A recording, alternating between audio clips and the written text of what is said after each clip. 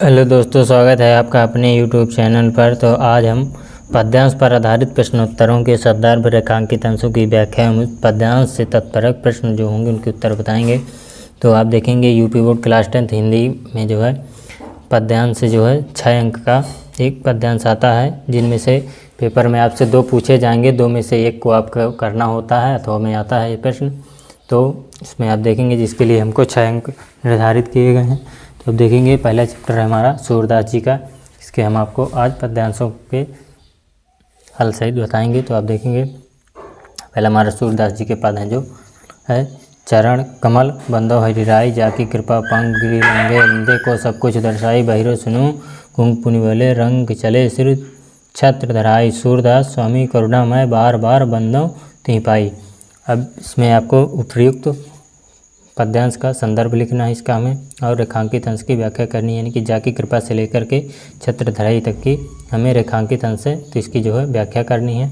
और स नंबर में पहला हमारा, किसकी कृपा से लंगड़ा व्यक्ति पर्वत लांघ जाता है ये, और दूसरा है रेखांकित अंश में कौन सा अलंकार है। इसमें आप देखेंगे पहले यहाँ पे संदर्भ बताया गया है। संदर्भ है प्रस्तुत पद सूरदास द्वारा रचित सूरसागर से रहता है। और नंबर पूछा गया था रेखांकित अंश की व्याख्या। तो रेखांकित अंश की जो व्याख्या है तो सूरदास जी कहते हैं, मैं उस ईश्वर भगवान कृष्ण के कमलवत चरणों की वंदना करता हूँ जिनकी कृपा से लंगड़ा व्यक्ति पर्वत पर चढ़ जाता है, अंधे को सब कुछ दिखाई देने लगता है, बहरा व्यक्ति सुनने लगता है, गूंगा व्यक्ति बोलने लगता है और निर्धन व्यक्ति सिर पर छत धारण कर चलने लगता है। किसकी कृपा से लंगड़ा व्यक्ति पर्वत लांघता है, तो ईश्वर की जब कृपा होती है तो लंगड़ा व्यक्ति पर्वत लांघ जाता है। और रेखांकित अंश में रूपक और अनुप्रास की अभिव्यक्ति हुई है। नेक्स्ट देखेंगे आप दूसरा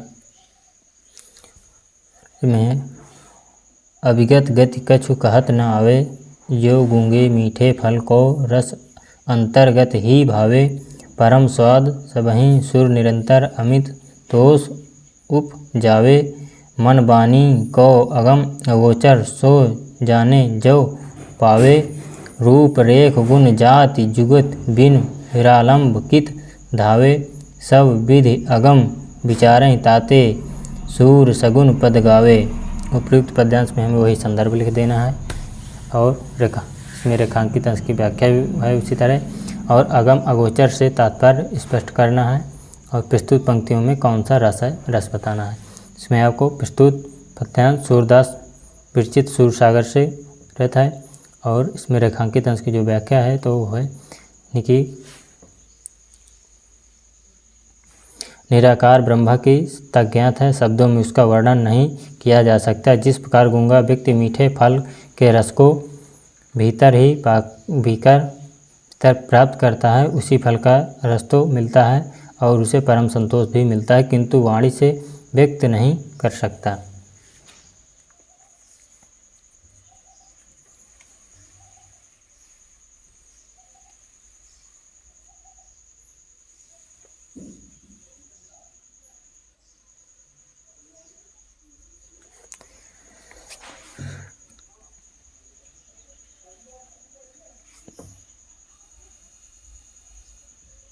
देखेंगे सा नंबर में पहला है, अगम अगोचर से तात्पर्य है कि निराकार ब्रह्म को वाणी से व्यक्त करना कठिन है, क्योंकि वह ब्रह्मा इंद्रियों की पहुंच से बाहर है।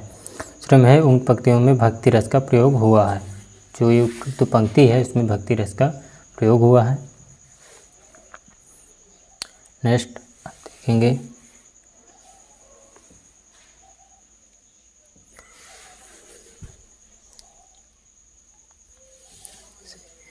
उधो मन्ना भय 10-20, एक उतो सो गयो श्याम संग को राधे ईस, इंद्री शिथिल भई केशव बिन, ज्यों देह बिन शीस, आशा लाग तन स्वसा जीवन कोट, इस तुम तो सखा श्याम सुंदर के सकल जोग के ईस, सूर हमारे नंद नंदन बिनु और नहीं जगदीश। पद्यांश संदर्भ रेखांकित अंश की व्याख्या। और इंद्रिय शिथिल भाई केशव बिनु ज्यों जय बिनु शीश प्रयुक्त पंक्ति में प्रयुक्त अलंकार का नाम बताना है। और निराकार ब्रह्मा की उपासना के संदर्भ में गोपियाँ उद्धव से क्या कह रही हैं। तो प्रस्तुत पद्यांश सूरदास चित सूरसागर से उत्कृत है। और रेखांकित अंश की जो व्याख्या है वो है, हे उद्धव हमारे पास 10-20 हृदय नहीं हैं कि उनमें से एक को ईश्वर की आराधना में लगा दें। हमारे पास जो एक हृदय था वह कृष्ण के साथ ही मथुरा चला गया।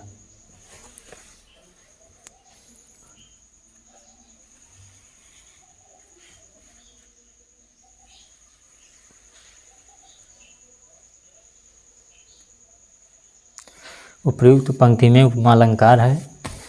और गोपियाँ उद्धव से कह रही हैं कि मेरे पास 10-20 हृदय नहीं हैं, हमारे पास एक हृदय था वह कृष्ण के साथ ही मथुरा चला गया। हम लोग किस मन से निराकार ब्रह्मा की उपासना करें।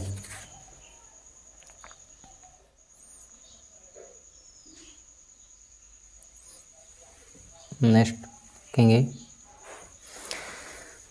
किलकत कान ट्रू वनियावत मणिमय कनक नंद कयांगन बिंब करबे धावत कबहू निरखि हरि आपो छाह को करी सो पकरन चाहत किलकई हंसत राजत दय दतिया पुनि पुनि ती औ गाहत कनक भूमि पर कर पग छाया यह उपमा एक राजति करी करी प्रतिपति प्रतिमन वसुधा कमल बैठ सजाइत बाल दशा सुख निरखें सौदा पुण्य पुण्य नंद बुलावती अचरा तर के टी सूर के प्रभु को दूध पियावती।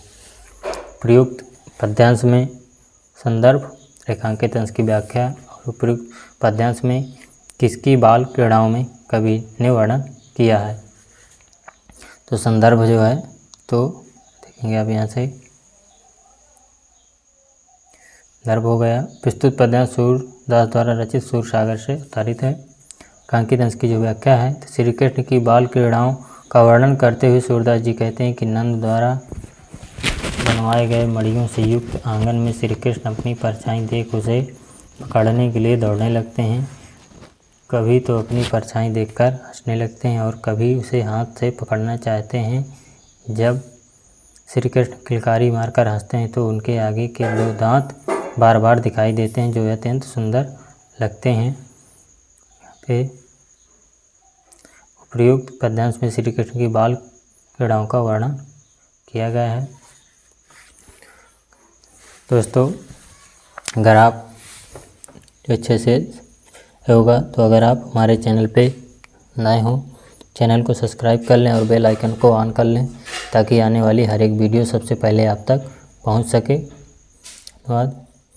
तो नेक्स्ट वीडियो में हम आपको गोस्वामी तुलसीदास जी द्वारा धनुष भंग वन पद पर जो पद्यांश हैं उनकी संदर्भ और रेखांकित अंश की व्याख्या और जो पद्यांश से संबंधित प्रश्न पूछे जाएंगे उनके उत्तर बताएंगे। तो अगर आप हमारे चैनल पर नए हों तो चैनल को सब्सक्राइब कर लें, बेल आइकन को कर लें ताकि आने वाली हर एक वीडियो सबसे पहले आप तक पहुंच सके।